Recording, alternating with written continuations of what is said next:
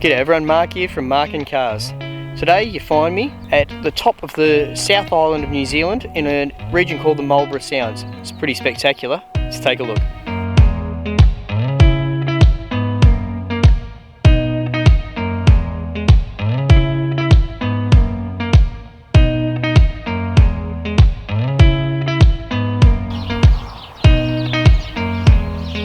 This stunning day here in the Marlborough Sounds, not too far out of Havelock. I've been made to feel very welcome by the owners of these beautiful three cars here, Kip and Sue Colvey. Kip here is going to tell us a little bit about the cars and the history. G'day Kip, how are you today? I'm good, how are you, Marc? Yeah, very good, thank you. So tell us about the cars here. They all present really nicely, and your experience with the cars is pretty comprehensive, I understand. Yes. We've owned the Carmen hardtop.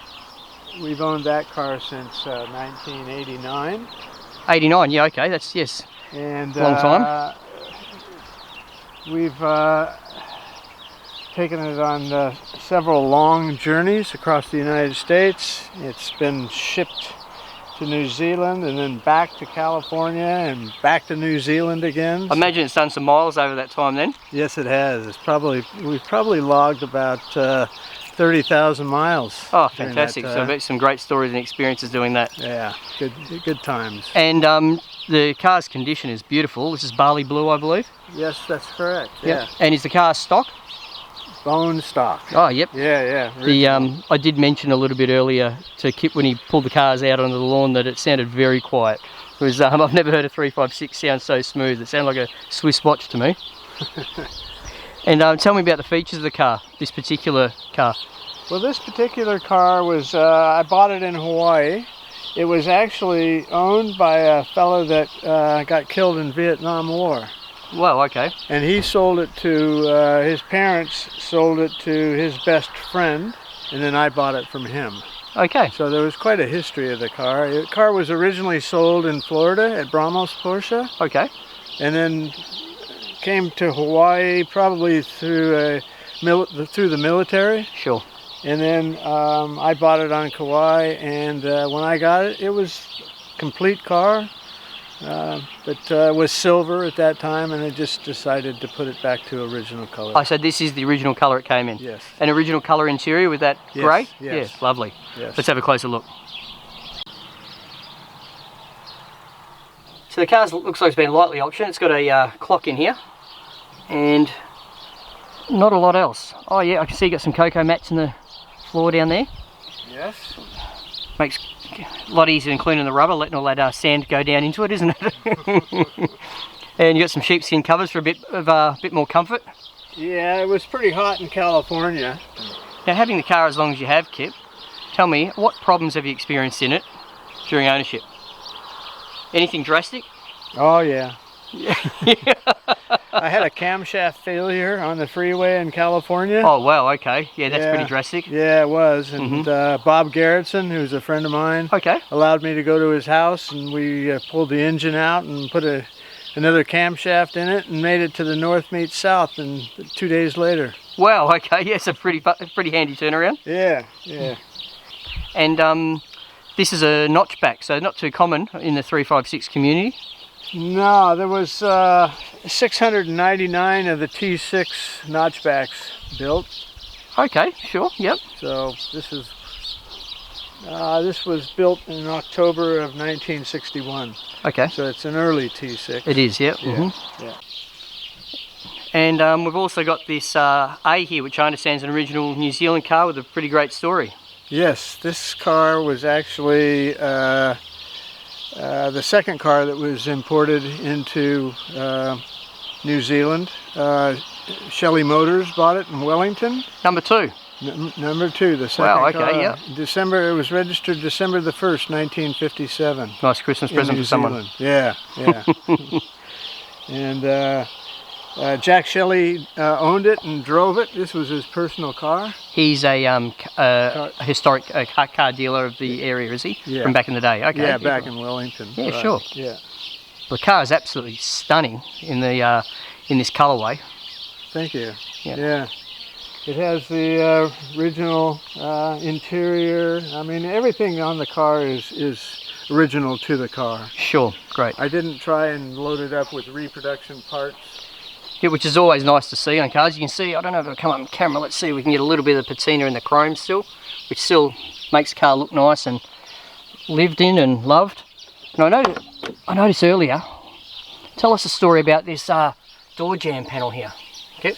Oh yeah, and when I bought the car, it had been sandblasted and primered, so there was no original color left on the car except for the hinge covers. So I carefully sanded back the colors, and those are all the colors that the car had been painted. You can see the original color in the center there. It's absolutely amazing piece of history for the car.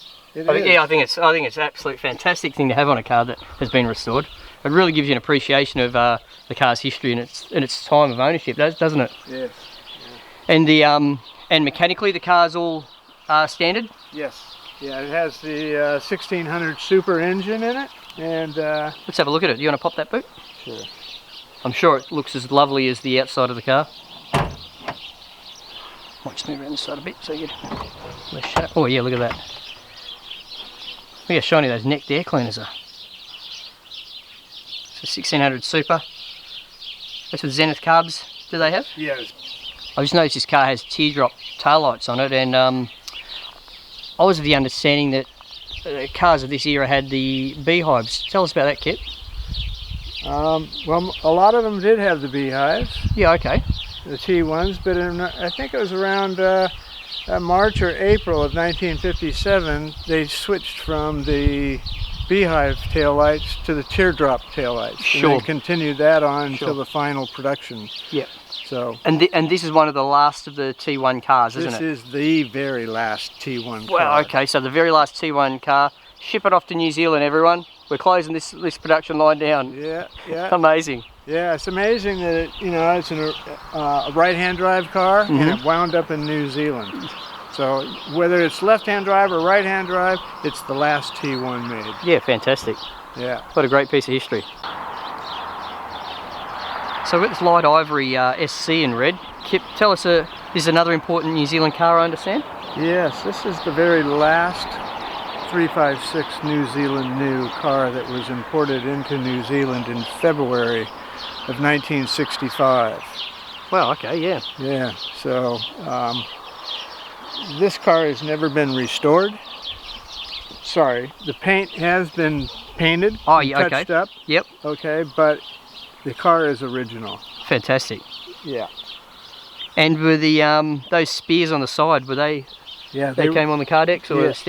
That's an option, wasn't it? It was an option that was available. This car was also 12 volt. Oh, really? 12 volt option. Okay. Yeah. Headrests, radio, clock. Headrest. Oh, it's got everything. Yeah. There wasn't any boxes left unticked on this one, was there, when it was bought new? Yeah, they loaded this one up pretty good. Oh, okay. What? See over there by the ashtray. I imagine one of those would be the lighter. What's the other knob for over there?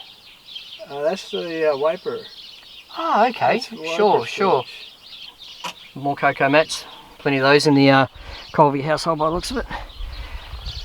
And the left-hand drive SCs had a real big, black, ugly grab handle. Oh yes, I have seen them on SCs. Yeah, big plasticky looking thing, isn't it? Yeah, a lot of and those were only on left-hand drive cars. The right-hand drive cars continued with the chrome handle. I'll tell you something quite surprising on this car is, and this is going to demonstrate my lack of knowledge, I was of the understanding that right-hand drive T6 cars still had an under the hood filler. In the final days of the production of these cars, they switched the gas tank. Yep. And it looks like a GT gas tank, but it's not. It only holds 55 Sure, liters. Okay. So it's all hollow underneath to allow everything to work under there, I assume. Yeah. But it does have the gas filler on the wing.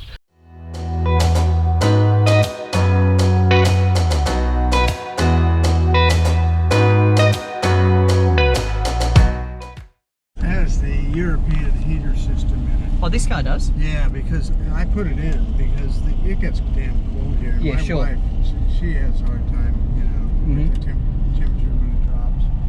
So I put the European heater system in this car, and man, I'll tell you what, it's like a 911. Yeah. It just blasts the heat out. It's unbelievable. I didn't realise that they had a light under the dash here on the SCs. On the Cs. Yeah, I did not know that. All the C's had that. Yeah, okay. Yep. So it looks like the same light as a cabriolet with a switch on the side instead of the back ones that have got the rocker on them. Right. Yeah, okay. Yeah. Well, it's beautiful down here on the water. So, Kip, tell us, how long have you lived in the area?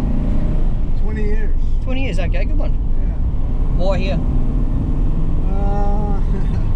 Yeah, why not? Yeah, it is a beautiful spot. Temperature can be cold, but as long as the sun shines out, I'm happy. Yeah, okay. The car's beautiful and smooth. Thank you. Yeah, really drives nice. Oh,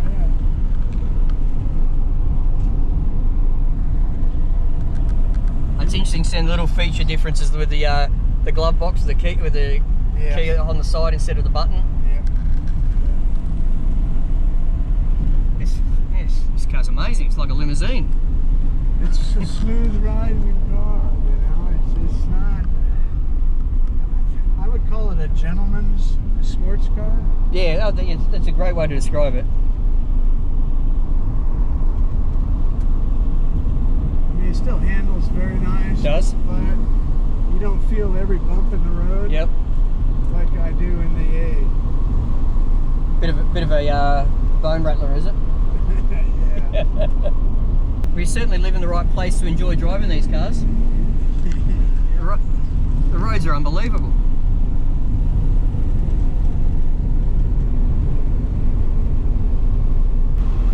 Well, I've never experienced a car with headrests before, so this is a new experience for me, having a headrest in a 356. This car had 80,000 miles on it when I bought it. How many? 80. Yeah, okay. It's got 132, so Sue and I have put 52,000. I think it's the sort of car that you could comfortably do that in. Yeah. Like this thing feels like it could go all day at 70, 80 mile an hour. Yeah, it does. We don't drive it that fast because New Zealand, 62, 100 k's is the speed limit. Yes. And they used to patrol it pretty good. It seems like they slacked off a little bit. Oh, I saw a couple of police on the drive out here to your place. Did you? I did, yeah.